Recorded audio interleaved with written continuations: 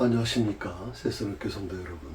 오늘 수요 영상 공부를 시작하겠습니다. 오늘은 잠언서 8장 32절에서 36절까지 지난주에 시간이 좀 부족해서 못했습니다. 그래서 오늘 마무리하고 이제 9장으로 좀 넘어가도록 그렇게 하겠습니다. 32절에서 36절 우리 성경책 피시고 같이 한 목소리로 읽도록 하십시다. 아들들아 이제 내게 들으라. 내 도를 지키는 자가 복이 있느니라. 훈계를 들어서 지혜를 얻으라. 그것을 버리지 말라. 누구든지 내게 들으며 날마다 내 문 곁에서 기다리며 문설주 옆에서 기다리는 자는 복이 있나니 대전하를 얻는 자는 생명을 얻고 여호와께 은총을 얻을 것임이니라. 그러나 나를 잃는 자는 자기의 영혼을 해하는 자라. 물은 나를 미워하는 자는 사망을 사랑하느니라. 여기서 이제 몇 가지가 이제 중요한 부분이 나옵니다만은 그 솔로몬이 오늘 이제 자녀들한테 이렇게 이제 교육한 겁니다. 나를 잃는 자라고 하는 게 나오죠 중간에.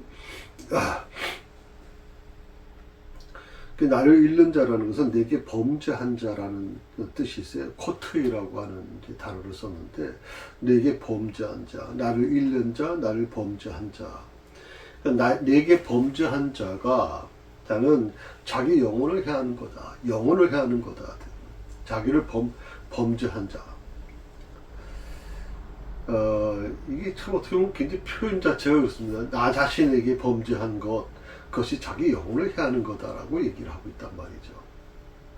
그리고 나를 미워하는 자는 사망을 사랑하느니라. 그러니까 솔로몬 왕은 이제 자녀들에게 오늘 말씀을 보게 되니까 날마다 지혜를 품으라고 하는 거예요. 그 지혜를 얻으라. 그러니까 훈계를 들어서 지혜를 얻으라. 이제 그렇게 표현하고 있는데, 그러니까 지혜를 듣고 그리고 지혜를 날마다 지키고 그리고 날마다 지혜를 기다리라 하는 말이 있어요. 내 문 곁에 기다리며. 그리고 누구든지 내게 들으며. 그렇게 해야 그죠? 그러니까 지혜를 듣고, 그리고 지키고, 그리고 기다리는 것. 이것이 이제 세 가지 교훈입니다. 오늘 말씀 속에서 나오는 거죠. 그러니까 솔로몬은 자녀들한테 늘 이 말씀을 전했어요. 날마다 지혜를 듣고, 지키고, 기다리라. 솔로몬의 그 잠언을 기록하는 그 시점이 아마 어떻게 보면 이제 본인이 그 재임 기간이었는지는 확실치 않습니다. 그런데 그 솔로몬이 그 자녀 교육을 참 잘 시켰다고 생각을 해요. 그런데 그 솔로몬을 이어서 왕권을 이제 이어받은 르호보암이 결국에는 그 나라를 무너뜨리는 역할을 하지 않습니까? 그러니까 솔로몬이 늘 자녀들한테 얘기한 게 날마다 지혜를 들으라고 하는 거거든요. 그러니까 수없이 그 솔로몬 시대에 솔로몬과 같이 나라를 이제 이끌어왔던 그 아주 노련한 요즘 말로 하면 이제 정승들이죠. 우리나라 보면 그런 나이 많은 그 지혜자들이 계속 이제 르호보암한테 이제 충고를 하는 겁니다. 나라를 이렇게 다스리십시오. 아버님 때 솔로몬 시대에는 그렇게 하지 않았습니다. 이렇게 충고해 주는데 그 르호보암의 문제가 뭐였어요? 듣지 않는 거예요. 지혜를 듣지 않는 거예요. 오랜 세월 동안 그렇게 솔로몬과 같이 나라를 세워가면서 그 솔로몬의 지혜를 경험했던 이 어른들 아닙니까? 근데 그들의 지혜를 듣지 않았다. 그리고 지키지도 않았어요. 그 기다리라고 교훈했는데 기다리지도 않았어요. 젊은 애들의 그 얘기를 듣고 젊은 사람들의 얘기를 듣고 나이 많은 사람들을 멀리했단 말이죠. 이게 결국에는 르호보암 왕의 그 패망하는 길이거든요. 어떻게 보면 오늘 그 솔로몬이 그 자녀들한테 이렇게 가르쳤다라고 얘기하는데 왜 그 르호보암 같은 그 참 엉뚱한 자식이 나타났는지 참 안타깝습니다. 그것도 저는 하나님의 솔로몬이 제대로 가르치지 않았기 때문이다라고 우리는 지금까지 생각을 해왔는데, 오늘 이 잠언서를 공부하면서 느끼는 것은 솔로몬은 최선을 다했습니다. 날마다 그 자녀들한테 그렇게 강조했단 말이죠. 지혜를 듣고 지키고 기다리라. 근데 그 다음에는 어떡하겠어요? 부모가 정말 때려서 어떡하겠어요? 어떡하겠어요? 자식이. 아버지가 가르치지 않았다면 모르지만 아버지가 그래도 최선을 다해서 가르쳤는데 그 자식이 듣질 않는 거 아니에요.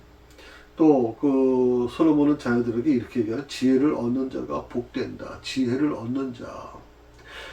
또 지혜를 버린 자는 화가 있을 것이다. 이렇게 구체적으로 이제 자식들을 교훈했는데 왜 그들이 그 아버지의 말을 듣지 않았을까요?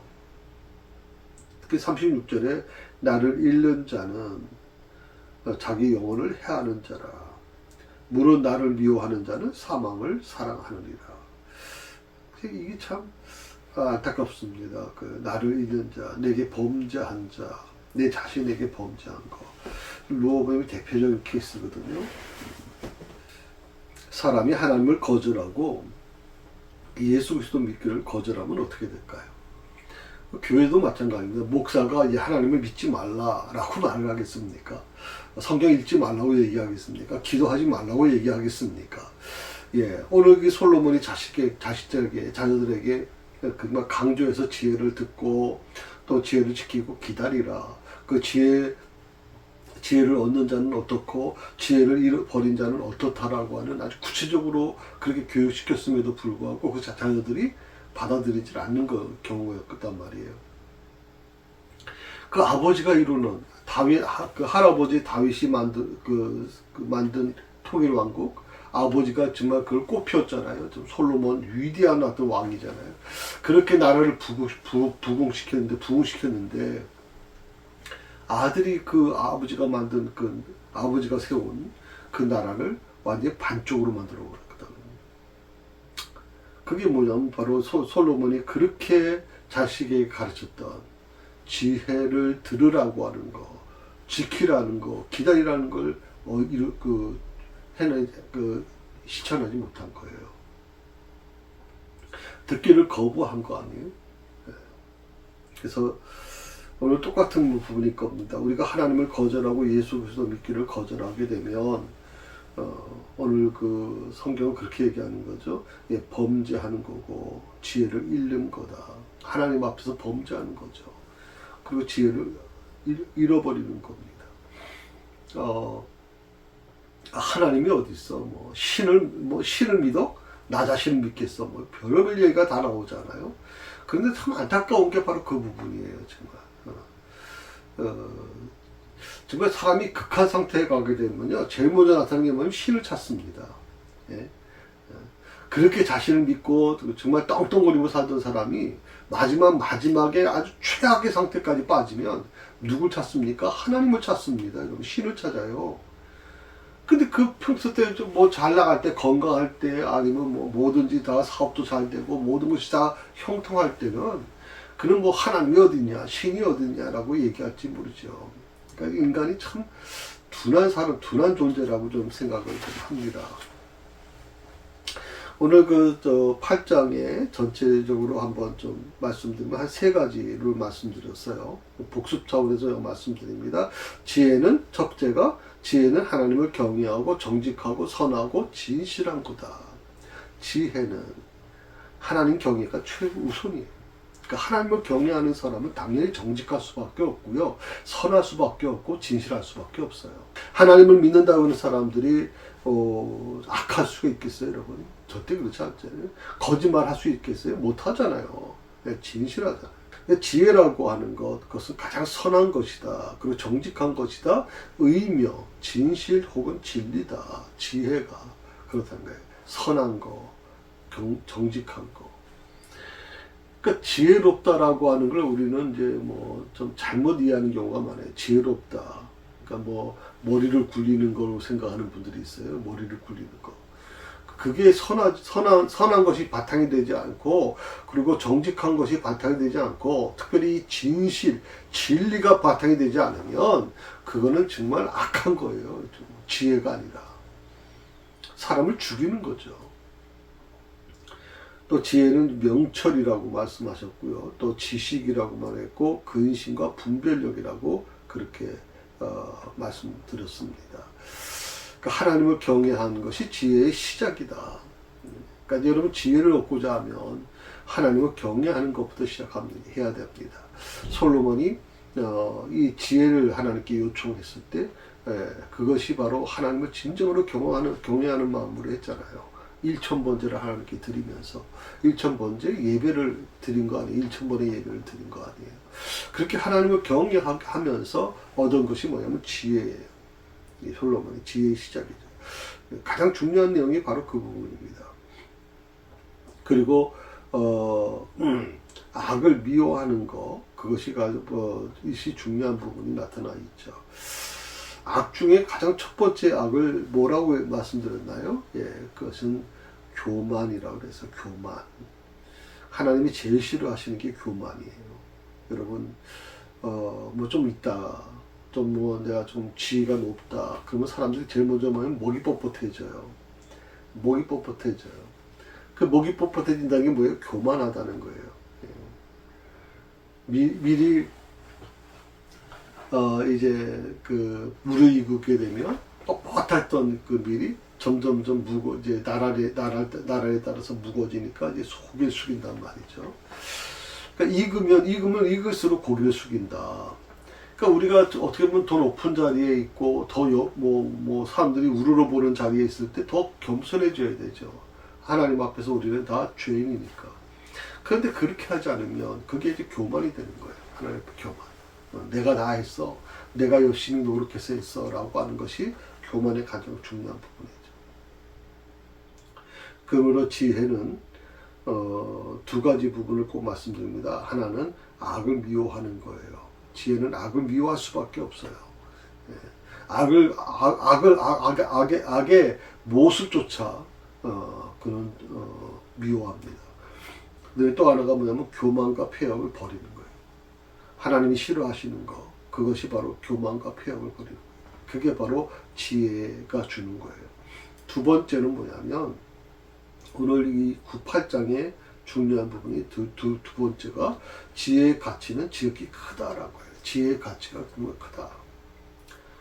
지혜는 이제 은이나 정금보다도 더 가치 있다. 그러니까 돈보다 더 가치 있다 이거예요. 지혜가. 근데 요즘에는 이제 그런 표현을 안 쓰잖아요. 돈이 최고잖아요. 돈이 막 모든 것보다도 때로는 하나님의 자리를 넘볼 정도로 아주 무섭게 지금 나타나죠. 그러니까 지혜는 은이나 금보다 더 가치 있고 진주나 산호보다 더 가치 있다.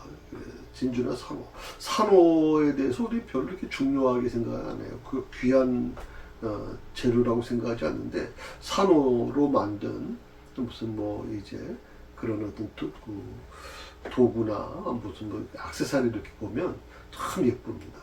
그래서 진주나 산호보다 더 가치 있다. 그 당시에는 아마 산호가 굉장히 좀 좋은 그런 인정받았던 그런 것 같아요. 지혜는 물질적인 부여와 존귀와 영광을 가져다 준다. 지혜는 말이에요. 우리가 물질적인 부여, 존귀, 영광 그런 것들하고 멀리 우리는 상관없는 거야. 그렇게 생각하면 안 돼요. 그러니까 뭐 예수를 잘 믿으면 교회 잘 다니면 가난해야 된대. 뭐 부자는 절대 천국에 들어갈 수 없대. 이런 생각을 여러분 버리셔야 돼요, 여러분. 가난이라고 하는 게 단순히 물질적인 개념으로만 이해하시면 안 돼요. 가난. 하나님 앞에서 가난한 자로 살고자 한다면 물질을 아주 찌질하게 아주 가난하게 내일 당장 먹을 음식도 없이 애들은 골골골 굶고 이런 것을 가지고 얘기하는 게 아니에요. 여기서 말하는 가난은 어쩌면 굉장히 우리 육신적인 어떤 가난의 의미라기보다는 우리의 삶, 마음 그 자체에 대한 가난을 얘기하거든요. 그러니까 부요하고 존귀하고 영광, 이거 하나님이 우리 믿는 자에게, 하나님의 자녀에게 주시는 복이에요. 이런 것들을 뭐 이렇게 성공한 사람들을 보면서 우리는 저 사람은 뭔가 가난하게 살지 않았으니까 저 사람은 뭔가 하나님께 부정할 수 있어 라고 생각하는 건 착각입니다. 예. 정말 여롭게 살면서도 정말 세계적인 부유한 사람들이 오히려 그 물질을 가지고 정말 하나님의 영광을 드러내는 일들이 많았잖아요. 그러니까 부자라고 잘못된 거 아니에요. 여러분 자 그렇게 생각하셔야지.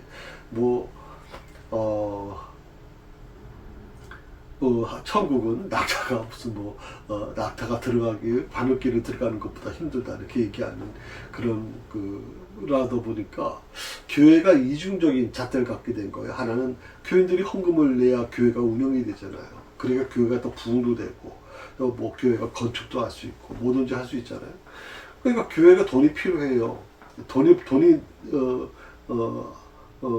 부족하는 목사님은 없어요. 그런데 한편을 보면 또 설교 시간이나 이런 데 보면 가난이라고 하는 걸 강조한단 말이죠. 부자는 전부 다 천국에 들어가지도 못하고 부자 이렇게 생각하면 정말 열심히 땀 흘려서 노력하고 정직하게 돈을 번 사람들이 그 부자로 산다는 것 자체 조금 좋은 집에 살고 좋은 자가용을 타고 다닌다 그래서 그게 무슨 부정하고 그게 하나님 앞에 죄가 되는 건 아니거든요.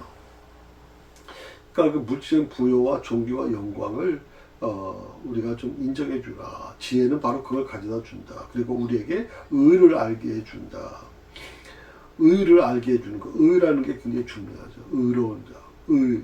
그리고 예수 그리스도를 깨닫고 믿어 의롭다 하심을 얻게 되고 또 구원 얻은 자들이 날마다 하나님의 말씀의 지혜를 통해서 거룩해지고 의로운 인격자가 되게 한다.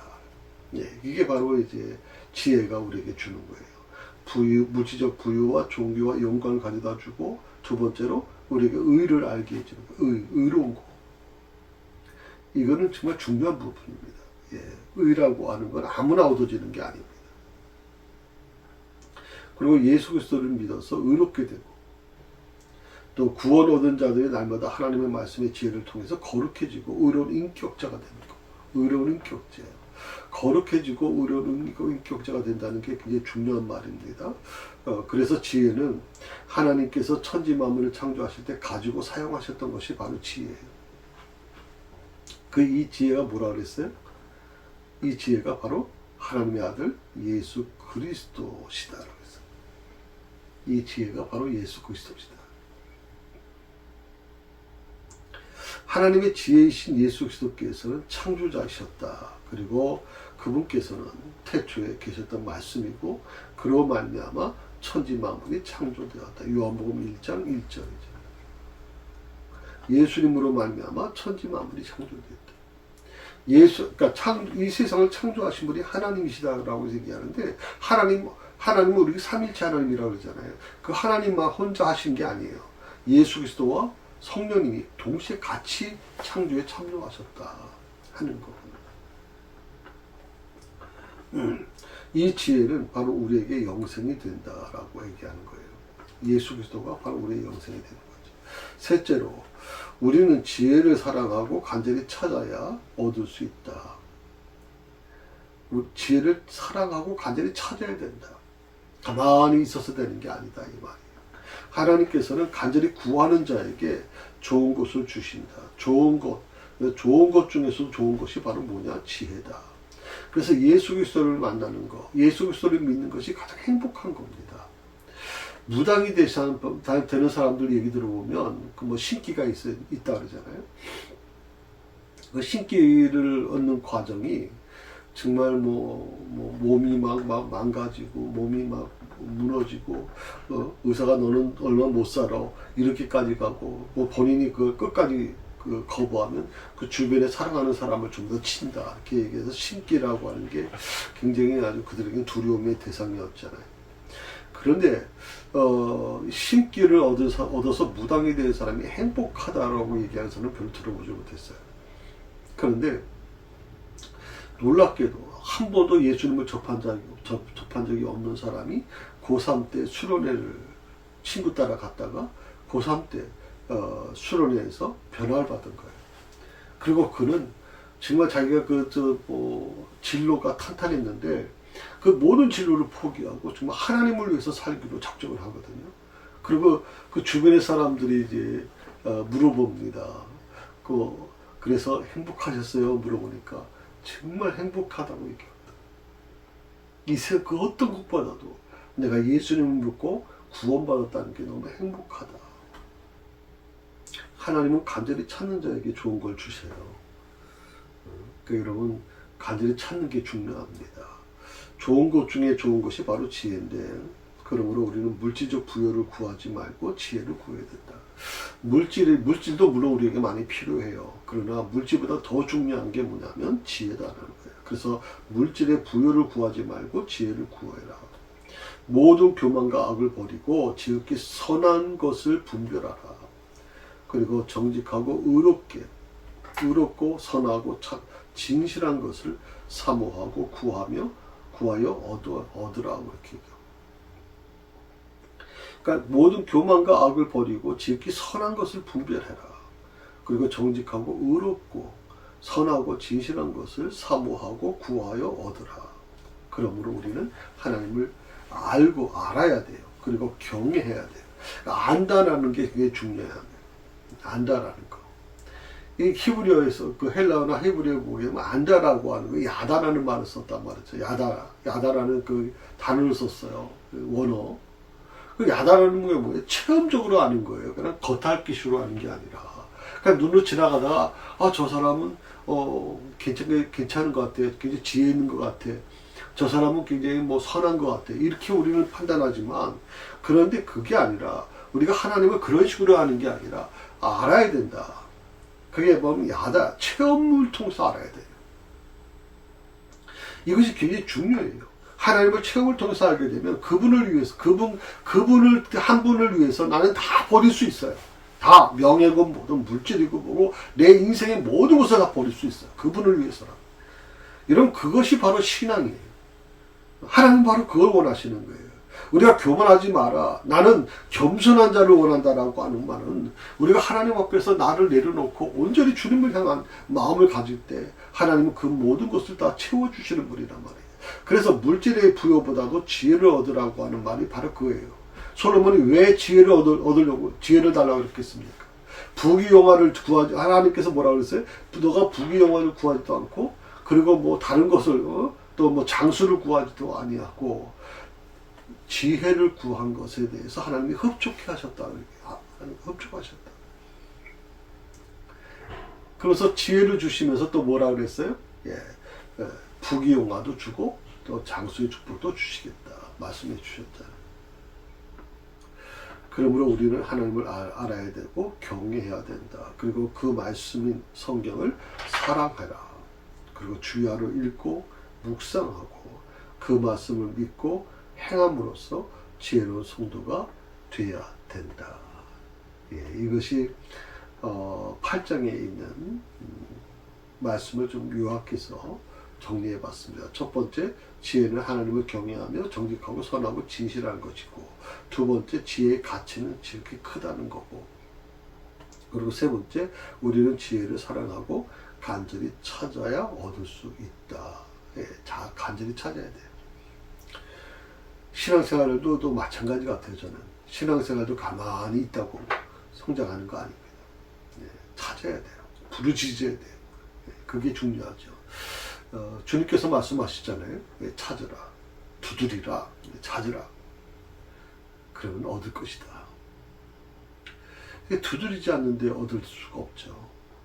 바로 그 부분입니다. 오늘 9장 이제 1절에서 6절까지 말씀만 좀 나누고 마무리 좀 하겠습니다. 9장은 참된 지혜라는 주제를 갖게 되고요. 1절에서 6절에 있는 말씀 같이 한번 읽도록 합시다. 지혜가 그 집을 짓고 7 기둥을 다듬고 짐승을 잡으며 포도주를 혼합하여 상을 갖추고 그 여종 보내어 성중 높은 곳에서 불러 이르기를 물을 어리석은 자는 이리로 돌이키라. 또 지혜 없는 자에게 이르기를 너는 와서 내 식물을 먹으며 내 혼합한 포도주를 마시고 어리석음을 버리고 생명을 얻으라. 명철의 길을 행하라 하느니라. 아멘. 그래서 1절에서 그 지혜가 그 집을 짓고 집을 짓는다라고 하는 것은 이제 교회를 세우는 것, 교회를 건축하는 것을 상징한다. 그러니까 교회를 세우는 건 굉장히 중요하죠. 그러니까 지혜가 교회를 세운다. 그러니까 교회 그 주인이 누구세요? 예수님이에요. 네? 교회 머리가 바로 예수님이에요. 그러니까 교회는 목사가 머리가 아니에요. 목사가 주인이 아니에요. 예수님이 주인이세요. 이걸 잊지 마세요, 여러분. 장로님도 주인이 아니에요. 오직 예수님만이 주인이세요. 이걸 잊어버리니까 교회가 문제가 되는 거죠.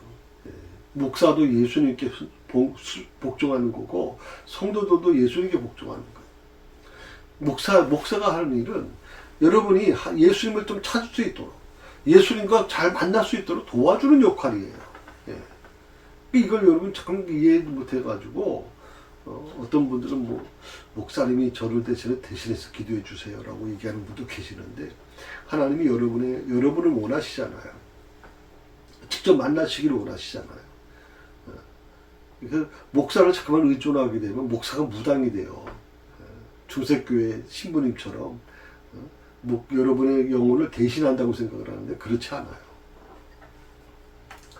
자, 교회는 하나님의 집이다라고 고린도후서 3장 9절에 말씀하세요. 7 기둥을 다듬는다. 여기 보면 이제 7 기둥을 다듬고라고 그랬거든요. 그러니까 7 기둥을 다듬는 것.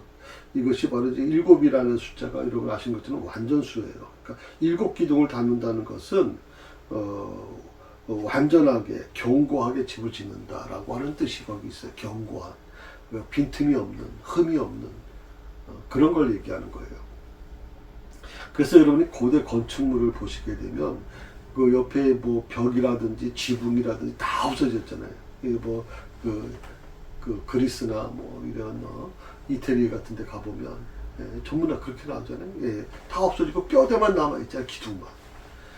그러니까 기둥의 역할이 굉장히 중요한 거예요. 그래서 7 기둥을 다듬는다 하는 거 이거 기억하시면 좋겠어요. 교회는 예수 그리스도께서 친히 세우신 견고한 집이에요. 마태복음 16장에 있는 말씀처럼 조금 전에 말씀드려서 교회의 주인은 예수님이세요. 교회는 예수님이 세우신 거예요. 그러므로 우리가 나는 교회의 주인이다라고 하는 생각을 좀 내려놓으시면 좋겠어요. 지혜는 또 잔치를 준비한다는 거예요. 잔치를 준비한다. 그래서 짐승을 잡고 포도주를 혼합하여 상을 갖추고 그렇게 얘기하는데 바로 교회라고 하는 데가 바로 그거죠. 풍성한 잔치상을 준비하잖아요. 그러니까 교회는 말씀을 통해서 또 성도의 교제를 통해서 예배를 통해서 우리는 잔치상을 준비하는 거예요. 영적 잔치상을 준비하는 거예요. 소나 양을 잡아 고기를 굽고 맛있는 포도주와 음료를 준비하듯이 바른 교회는 하나님의 풍성한 말씀을 준비하는 거예요. 저도 이 주일날 드리는 예배, 그 1시간 예배, 말씀으로 보면 한 30분 정도 예배 말씀인데 그 30분 설교를 위해서 최선을 다합니다. 여러분 제가 설교 원고 초반을 거의 보통 한 달 전에 준비합니다. 한 달 전에 한 달, 2달치를 미리 준비해서 그거를 계속 묵상하면서 마지막 한 주 전에는 거의 그거를 다듬고 계속 깎고 해가지고 만드는 설교입니다. 그래서 가급적이면 이 말씀이 하나님의 풍성한 말씀이 되기를 원하고 그래서 그것이 바른 교회의 모습이 되도록 지금 하고 있습니다. 이사야서 55장 1절에 보게 되면 너희 목마른 자들아 물로 나오라 돈 없는 자도 오라 너희는 와서 사 먹되 돈 없이 값없이 와서 포도주와 젖을 사라. 목마른 자들아 물로 와라 돈 없는 자도 와라. 이게 교회잖아요. 교회가 돈 있는 사람이 오는 데가 아니잖아요. 돈 없는 사람들도 와야 되잖아요. 그 갈증을 느끼는 사람, 세상의 모든 것을 정말 갈증을 느끼고 목말라 하는 사람들이 와서 하나님이 주시는 말씀의 그 물을 먹어야 돼요. 그래서 그 기간을 해결해야 되잖아요. 너희는 와서 사 먹되 돈 없이 와서 사 먹어라. 값없이 와서. 제가 너무 충격적인 얘기를 들었어요. 교회 오시는 분들 중에서 뭐 교회에서 그래도 식사라도 하는데 그래도 헌금을 좀 드려야 되지 않느냐라고 하는 분들이 계시는 것 같은데, 여러분 그거 잘못된 거예요. 교회에서 식사 주고 한다고 해서 여러분 식사값이라도 내야 된다라고 하는 이 부담은 갖지 않으셨으면 좋겠어요. 초대교회도 마찬가지입니다. 종의 신분을 갖고 있는 사람들이 무슨 돈이 있겠습니까? 그러니까 돈이 여유가 있는 그런 성도가 오히려 그 모든 식사비라든지 모든 그 비용을 다 부담하잖아요. 여러분 이것은 교회라고 하는 데가 영적 공동체이기 때문에, 여러분 돈이 없다고 해서 신앙생활을 못한다? 이건 천만의 말이에요. 지혜는 여종들을 보내서 성중 높은 곳에서 사람들, 특히 어리석은 사람들을 부르고 있다. 우리가 예수님께서 말씀하신 것처럼 우리가 길가에 나가서 복음을 전하는 거, 지나가는 사람을 잔치상에 오라고 아주 강제적으로 끌고 오는 거, 이거 전부 다 하나의 같은 의미로 보면 돼요. 그래서 여종들은 이제 그렇게 표현하는 거죠. 구원의 복음을 전하는 하나님의 일꾼들, 전도자들로 이해하면 된다. 이 전도자들, 여종이라고 하는 이 전도자들은 사람들이 그 많은 곳에서 구원의 복음을 전합니다. 그들이 전한 내용은 이리로 돌이키라는 겁니다. 이리로 돌이키라. 그것을 다른 말하면 회개하라는 겁니다. 천국이 가까웠으니 회개하라. 너는 와서 내 식물을 먹으며 내 혼합한 포도주를 마시라라고 하는데, 오늘 이 지혜의 말씀을 먹고 마신다는 거, 그것은 그 말씀을 믿는 걸 말해요. 요한복음 6장 54절에서 56절의 말씀을 보게 되면, 말씀을 먹고 마신다, 지혜의 말씀을 먹고 마신다는 것은 그 말씀을 믿는다는 거예요. 우리가 예수님을 믿는다라고 했을 때 예수님의 말씀, 예수님이 주신 말씀을 내가 먹고 마시고, 이런 개념으로 이해하시는 거예요. 어리석음을 버리고 생명을 얻으라고 말합니다. 지혜의 말씀을 믿는 것이 곧 영생의 길이다. 또 명철의 길을 행하라고 말합니다. 참된 믿음은 지혜의 삶으로 나타나야 하는 겁니다.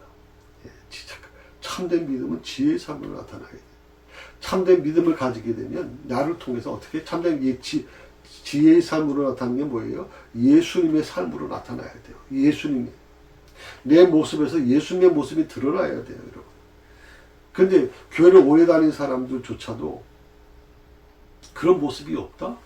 여러분, 교사로 오랫동안 계신 분들 이렇게 모습을 보면 교사의 모습이 보여요. 참 놀랍죠? 건설 노동자로 오랫동안 그 건설 노동자로 하셨던 분들, 그 모습을 보면 노동자의 모습이 보여요. 오랫동안 경찰 생활을 하셨던 분들의 그 모습을 보면 경찰의 모습이 은연중에 나타나요. 한 직장에서 30년, 40년을 일한 사람들이 그 직장에 있는 그 모습이 나타난다는 음모로. 그러면 우리가 예수를 적어도 10년, 20년, 30년을 믿었다면 예수님의 모습이 내 안에서 나타나야 되잖아요. 근데 왜 안 나타날까요, 지금? 오늘 이 말씀을 우리가 깊이 묵상하시면서, 주님의 모습으로 말씀이 내 안에서 막 살아 움직이기 원합니다. 그 주님의 말씀을 제게 주셔서 이 지혜의 말씀을 통해서 내가 정말 내 모습에서, 내 삶에서 예수님의 모습이 드러나게 하여 주옵소서. 아멘. 기도하십시다. 하나님 감사합니다. 오늘도 주신 말씀을 묵상합니다. 주의 영광을 위해서 저희가 살게 하시고, 오늘도 지혜의 말씀, 지혜를 통해서 하나님 아버지 저에게 교훈시켜 주신 하나님, 우리가 예수를 믿는다는 것이 얼마나 소중한 거, 얼마나 귀한 것인가를 다시 한번 깨닫게 하여 주옵소서. 감사하며 예수님의 이름으로 기도드립니다. You can have all this world, but give me Jesus.